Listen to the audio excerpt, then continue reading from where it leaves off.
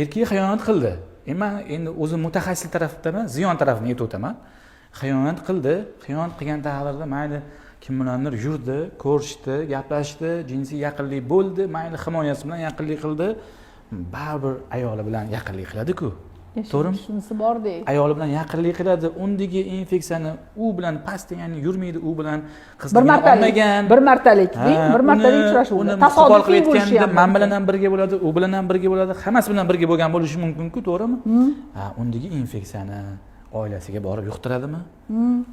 Oilaga yuqtirgandan kelajakdagi farzandlar nima bo'ladi? Invalid bo'ladi. Invalid bo'ladi yoki qanaqadir misollar bilan birinchi o'rinda gunoh zino bu narsa. Endi boy bo'lmoqchimisan deydi, zinodan qaytgin deydi. Ya'ni kasallikni yuqtirdi erkak kishi, yuqtirgandan keyin ayol bilan birga bo'ldimi, undagi kasalliklarni doimiy bir-biriga dom-domziki qilib yuraveradi. Tashuvchi bo'ladi.